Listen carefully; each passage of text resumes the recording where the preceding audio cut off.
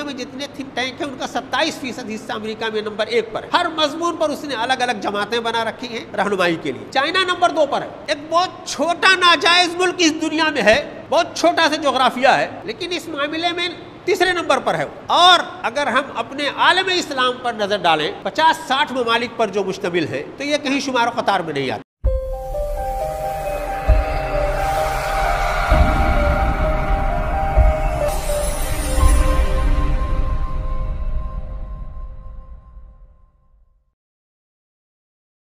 الحمدللہ رب العالمین والصلاة والسلام علی رسولہ الکریم وعلی آلہ واصحابہ اجمعین الی یوم الدین. اما بعد قال اللہ تعالی فی کتابہ المجید اعوذ باللہ من الشیطان الرجیم هو الذی انزل علیک الکتاب منہ آیات محکمات ہن ام الکتاب واخر متشابہات فأما الذين في قلوبهم زيغ فيتبعون ما تشابه منه ابتغاء الفتنة وابتغاء تأويله وما يعلم تأويله إلا الله والراسخون في العلم يقولون آمنا به كل من عند ربنا وما يذكر إلا أولو الألباب. برادران اسلام, ہمارے علمی حلقوں میں ایک اصطلاح رائج ہے تھنک ٹینک کی. یہ تھنک ٹینک سوچنے سمجھنے والوں, پڑھنے لکھنے والوں کا ایسا گروہ ہوتا ہے جو اپنے مطالعہ سے, تحقیق سے, سروے سے اداروں کی, اقوام کی, حکومتوں کی رہنمائی کرتے ہیں. پچھلے دنوں میں اس کا رواج بہت بڑھا ہے. اب حکومتوں کا, اداروں کا, سیاسی پارٹیوں کا قریب انہی کے اوپر انحصار ہے کہ وہ سوچ کر, پالیسی بنا کر, منصوبہ بنا کر لائحہ عمل دیتے ہیں اور یہ اقدام کرتے ہیں.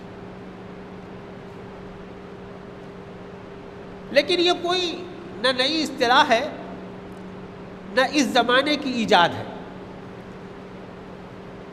ہر زمانے میں جو پڑھے لکھے لوگ ہیں, بردبار لوگ ہیں, صاحب الرائے لوگ ہیں, ان سے لوگ رجوع کرتے رہے ہیں اور ان کے مشورے پر لوگ بھروسہ کرتے رہے ہیں.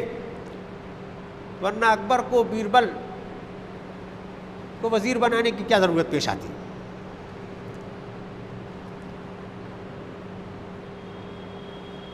یہ سوچنے سمجھنے والا گروہ موجود ہو, ان سے رجوع کیا جائے, ان پر اعتماد کیا جائے, یہ اصول تو قرآن نے دیا ہے. سب سے پہلے اس نظریے پر عمل کر کے رسول پاک صلی اللہ علیہ وسلم نے دکھایا ہے. قرآن مجید میں بڑے واضح لفظوں میں کہا گیا, راسخون فی العلم جو لوگ ہیں, علم رسوخ رکھنے والے لوگ, وہ قابل بھروسہ لوگ ہیں. قرآن مجید میں انسانوں کو مخاطب کر کے کہا گیا کہ جہاں تمہاری اپنی عقل کام نہ کرے, اپنا علم کام نہ کرے, فَاسْأَلُوا أَهْلَ الذِّكْرِ إِن كُنتُمْ لَا تَعْلَمُونَ, جو اہل ذکر و فکر لوگ ہیں ان سے رجوع کرو. قرآن مجید نے کہا اور متعدد جگہوں پر کہا کہ یہ پڑھے لکھے لوگ, یہ زیرک لوگ, یہ دانا و بینا لوگ اور جاہل دونوں برابر نہیں ہو سکتے. ان کا مرتبہ یہ ہے, ان کا کام یہ ہے کہ یہ قوموں کی رہنمائی کریں. ان آیات کی روشنی میں اگر رسول پاک صلی اللہ علیہ وسلم کی حیات طیبہ کا مطالعہ کیا جائے تو ان آیات کو صحیح روح کے ساتھ آپ نے سمجھا اور اپنے اسلامی معاشرے میں اس کی نظیریں قائم کی. حضرت ابن مسعود رضی اللہ تعالیٰ عنہ کو قرآن میں ٹرینڈ کیا اور لوگوں سے کہا کہ قرآن سیکھنا ہو تو ابن مسعود سے رجوع کرو, معاذ ابن جبل سے رجوع کرو, قرآن لکھنا سیکھنا ہو تو کعب بن مالک سے رجوع کرو، مسائل اور مشکلات میں تم کو رہنمائی حاصل کرنی ہے، عمر اس کے ماہر ہیں ان سے رجوع کرو، ابن عمر ماہر ہیں ان سے رجوع کرو۔ میدان کارزار میں رہنمائی کی ضرورت ہے، مردانہ وار علم بڑھ کر کے لے کر کے بڑھنا ہے۔ حضرت علی کو دیکھو، نوجوانوں کی صلاحیتوں پر اعتماد کرنا ہے تو ابو بکر، عمر، علی، عثمان، سارے اجلہ کے صحابہ کے ہوتے ہوئے بالکل نوجوان اسامہ کے ہاتھ میں علم بڑھا کر کے دیکھو۔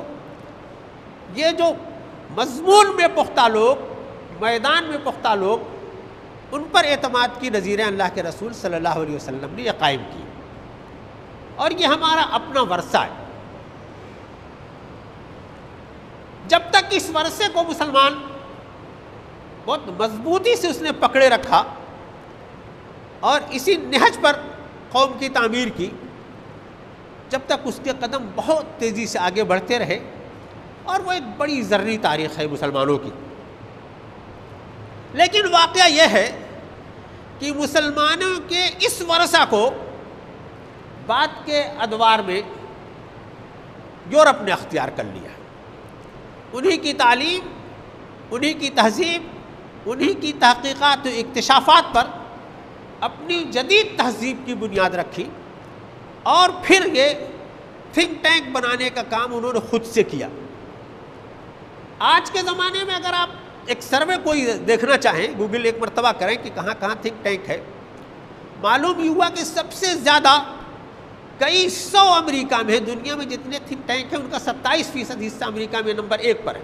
ہر مضمون پر اس نے الگ الگ جماعتیں بنا رکھی ہیں رہنمائی کے لیے۔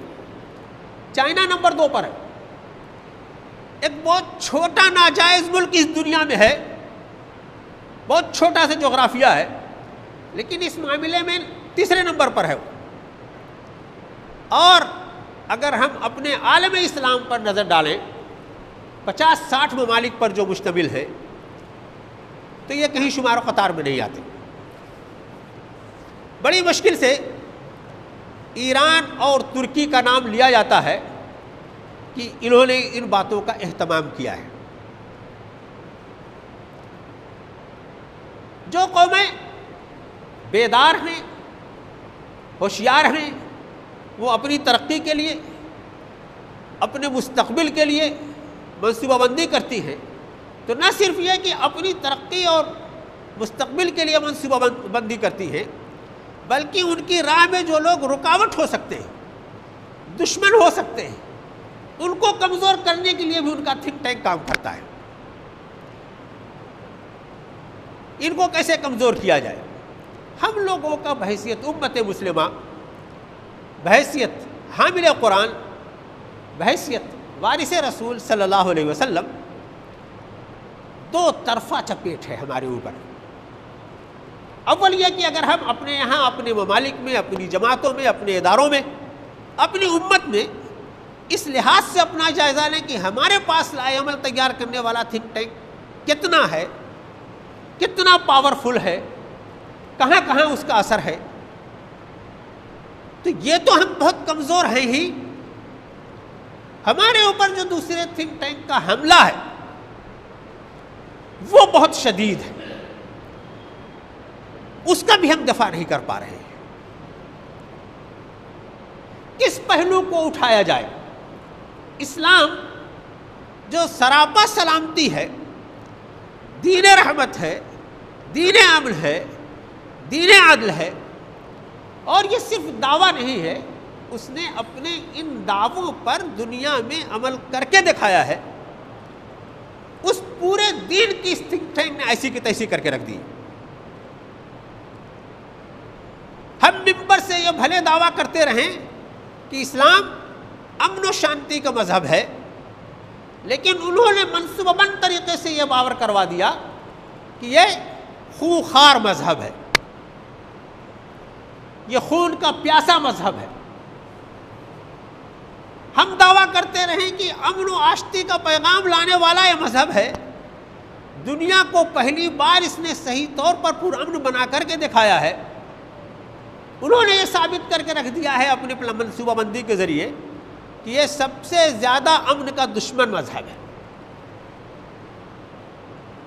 یہاں تک کہ وہ بنیادی دینی قدریں، اخلاقی قدریں سب کے نزدیک جن کی بڑی عزت ہے،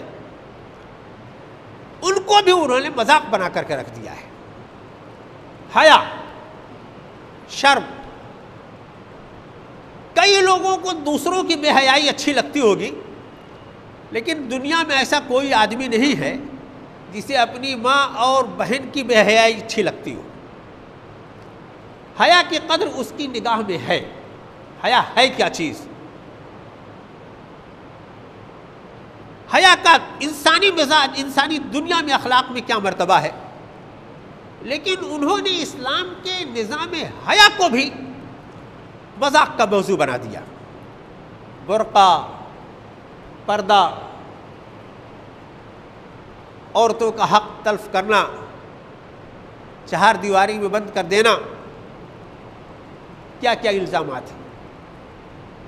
اس اعتبار سے میرے مسلمان بھائیوں، اگر ہم لوگ اپنا اس اعتبار سے جائزہ لیں کہ ہم خود اپنے اقدام کے لیے، اپنی حفاظت کے لیے، اپنے مستقبل کے لیے ہم نے کیا منصوبہ بندی کی، ہمارے پاس منصوبہ بندی کرنے والے کتنے افراد ہیں، کتنے اہل علم ہیں،